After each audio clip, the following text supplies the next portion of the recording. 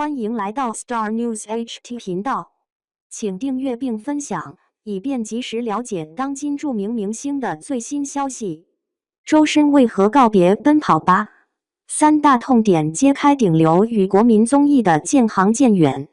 一个因为全球巡演退出整季录制，另一个因为身体原因需要暂时休养调养。这季奔跑吧的阵容调整，像是办公室季度复盘时常见的那种人事变动。有人为了拓展业务版图，主动选择退出；有人因为健康问题不得不请个长假。周深因巡演档期冲突退出整季，宋雨琦因身体原因暂别，这两个缺席放在一起，让人忍不住想问：一个做了10几季的国民级综艺，为什么越来越难维持阵容的稳定性？官方说法很简单，档期原因。周深要开全球巡演，新专辑也在筹备，密集的行程和奔跑吧长达数月的录制周期完全冲突。但这是说简单也不简单。早前特别季奔跑吧天路篇中，周深就因为巡演频繁请假，节目组需要保障常驻阵容的稳定性，以确保拍摄进度。观众看着这说法，心里明镜似的。这年头谁还没见过几次档期冲突？背后那套主次分明的逻辑，在哪个行业都一样。综艺的消耗性光环背后的代价。打开电视看到明星们在泥潭里打滚，在烈日下奔跑，镜头前笑得灿烂，镜头后累得瘫倒。这种高强度户外综艺看着热闹，背后是对艺人身体素质和精力的极度压榨。奔跑吧这种节目，从撕名牌到高空挑战，哪个环节不是对心肺功能的考验？周深在撕名牌环节被拖拽导致颈部受伤那事，虽然官方从未公开提及是退出主因，但明眼人都知道这种事情发生一次，艺人团队心里就得重新评估风险。2025年那次录制争议，粉丝质疑节目组利用努力人设娱乐化安全隐患，两边在安全理念上可能根本就没在同一条船上。时间成本这东西更实在，固定长期的录制周期，动辄几个月要耗在一个地方。音乐创作怎么办？专辑制作怎么办？巡演排练怎么办？周深2026年要覆盖至少13座城市的全球巡演，多场次门票开售即告罄。新专辑进入最终制作阶段，这些主业核心活动，哪个不需要大块时间和完整精力？当巡演筹备和新专辑录制这种级别的大事摆在面前，综艺录制就得往后排。还有个更隐形的风险，形象标签稀释。歌手频繁出现在综艺里，笑得太多，玩得太开，观众容易记住你在泥潭里的样子，忘了你在舞台上的声音。周深这种专业歌手，保护嗓音状态是职业本能。高原环境下的剧烈运动可能直接影响演出质量，这种担忧不是多余的。观众看到你综艺里大笑的样子，在听你唱歌时，脑子里那根弦就不太容易切换到天籁频道。综艺的替代性，独一无二价值的消解。综艺市场现在不缺人，真的，一点都不缺。你看这些年各大真人秀、竞技类节目里冒出来的新面孔，制造笑点、看点的能力早就不是稀缺资源。奔跑吧这季新加入的常驻孟子义和李云瑞，一个被官方认证为第13季唯一大爆梗来源，一个凭国家2级运动员背景成为稀缺体能担当。节目制作方现在选择多得很，对单个艺人的依赖性自然就下来了。成熟的综艺 IP 还有个特点：固定流程、固定角色设定、固定剪辑模式，艺人在里面多少有点被框架塑造的意思。周深在节目里是快乐粘合剂，是氛围担当，但这套人设换了别人能不能顶上？从资料看，节目组早就做好了预案。孟子义被寄望延续喜剧线，李云瑞要重启撕名牌这类经典竞技项目。综艺从展示独特性的稀缺平台，慢慢变成了标准化娱乐产品中的一个环节。你在里面扮演什么角色，节目组早就帮你设计好了，你输出的价值，很大程度上是节目框架赋予的。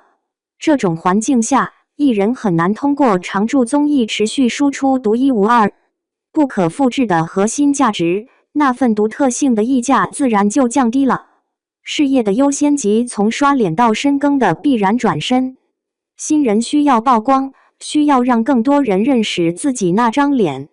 上升期艺人的借助国民综艺打开知名度。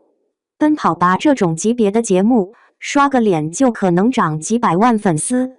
可等你到了周深这个阶段，演唱会票房号召力强劲，音源成绩亮眼，专业认可度高到能上春晚和联合国演出，情况就不一样了。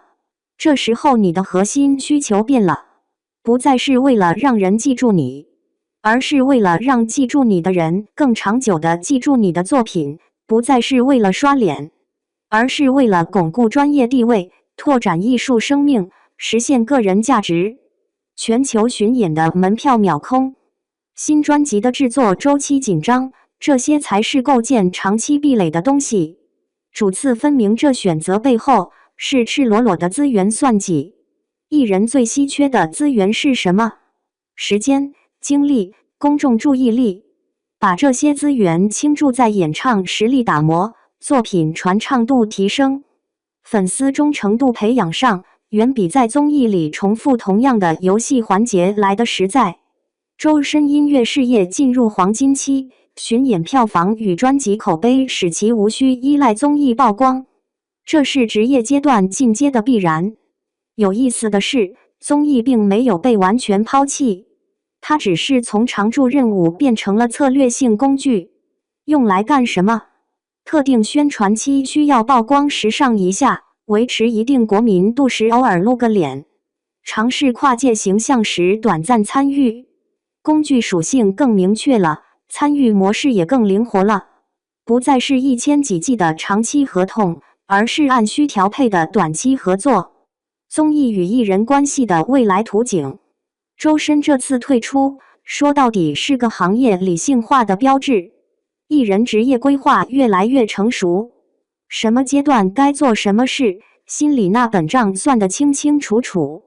综艺的跳板功能在上升期至关重要，但在职业生涯更高阶段，重要性自然要让位给专业深耕。往后艺人想平衡好综艺与主业的有点艺术眼光，依据自身发展阶段动态调整参与策略，什么时候该常驻刷脸，什么时候该专注作品，什么时候该策略性参与，都得提前布局。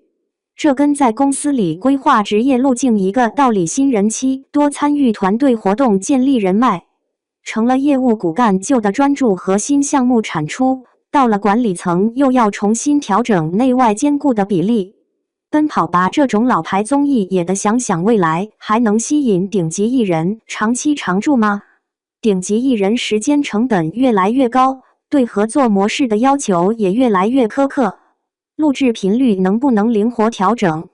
内容自主权能不能适当放开？这些都可能成为谈判桌上的焦点。节目模式或许的重新设计，降低消耗性，提升不可替代的参与价值。跟艺人的合作方式，说不定会趋向更灵活、更短周期、更具主题性的嘉宾制。你看首轮海口录制请了11个飞行嘉宾，其中还塞进了整个时代少年团，这架势像不像年底冲业绩时疯狂拉临时工补位的公司？一个长寿节目活到最后，李子早就千疮百孔，换了一茬又一茬，面子上还得撑住那个热热闹闹的架子。李晨、郑恺还在那当元老压阵，新人一茬茬的往里填，赞助商从安慕希换成王老吉，日子照过，只是换了个喝法。观众打开电视，看到熟悉的脸孔在新人堆里喘着粗气，红色的罐子摆在以前放蓝色瓶子的位置。热闹还是热闹，但那个曾经让人每周五准时守在电视前的味道，好像真的不太一样了。你觉得奔跑吧未来还能吸引顶级艺人常驻吗？为什么？